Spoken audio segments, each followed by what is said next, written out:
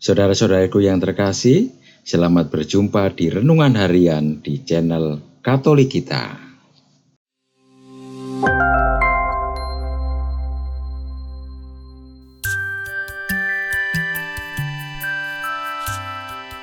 Hari ini, Jumat 23 Desember 2022, hari biasa khusus Advent yang keempat.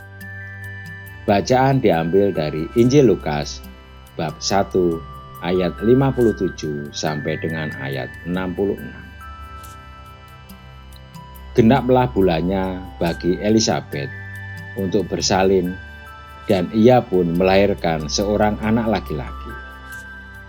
Ketika tetangga-tetangganya serta sanak saudaranya mendengar bahwa Tuhan telah menunjukkan rahmat-Nya yang begitu besar kepadanya, bersukacitalah mereka bersama-sama dengan dia.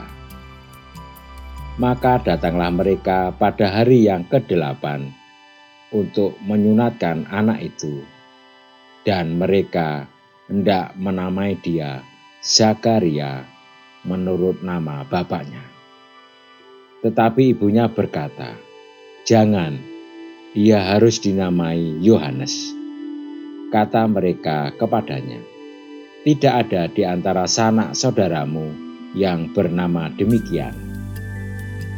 Lalu mereka memberi isyarat kepada bapaknya untuk bertanya nama apa yang hendak diberikan kepada anaknya itu.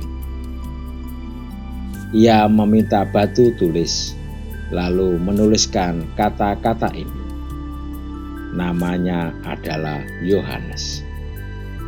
Dan mereka pun heran semuanya. Dan seketika itu juga terbukalah mulutnya dan terlepaslah lidahnya. Lalu ia berkata-kata dan memuji Allah. Maka ketakutanlah semua orang yang tinggal di sekitarnya. Dan segala peristiwa itu menjadi buah tutur di seluruh pegunungan Yudea. Dan semua orang yang mendengarnya merenungkannya dan berkata, "Menjadi apakah anak ini nanti? Sebab tangan Tuhan menyertai dia." Demikianlah sabda Tuhan. Terpujilah Kristus. Saudara-saudariku yang terkasih, di beberapa daerah arti sebuah nama sangatlah penting. Misalnya nama Sihombing, sangat penting untuk orang suku Batak. Nama Dagusta juga sangat penting bagi salah satu suku di NTT. Demikian juga bagi masyarakat Israel. Nama itu sangat penting. Apalagi untuk anak laki-laki, pasti akan diberi nama sesuai nama ayahnya.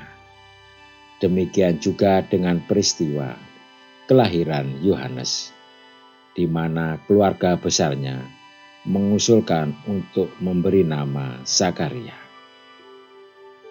Kisah kelahiran Yohanes mengubah sebuah sikap yang mendasar, menaati kehendak Allah daripada tradisi dan omongan banyak orang. Elisabet dan Zakaria sepakat untuk memberi nama sesuai dengan kehendak Allah lewat pesan malaikat.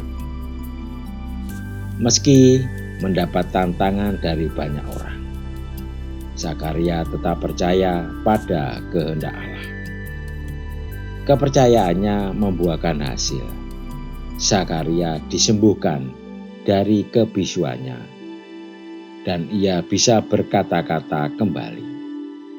Tidak hanya itu, kepatuhannya pada Allah juga berdampak pada Yohanes, anak mereka, bahwa Tuhan menyertai anak itu.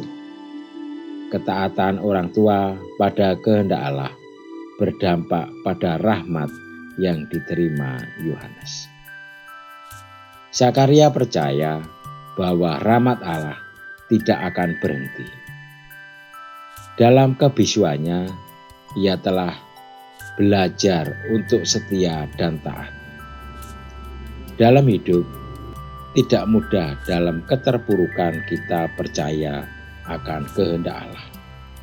Kebanyakan kita adalah dalam keterpurukan kita mencari kekuatan di luar Allah, entah orang pinter atau klinik yang lain. Belajar dari kisah Zakaria, kita dituntut berani untuk setia, taat, dan percaya. Allah tidak pernah meninggalkan kita umatnya. Kitab suci bersaksi, di luar Tuhan Yesus kita tidak bisa berbuat apa-apa. Marilah kita berdoa. Bapa yang murah hati, berilah kami rahmat untuk percaya pada rencanamu, sebagaimana Zakaria yang percaya meski dalam situasi sulit. Amin. Saudara-saudariku yang terkasih, terima kasih atas kebersamaannya di dalam renungan harian ini. Kita akan berjumpa kembali di renungan harian berikutnya. Berkah dalam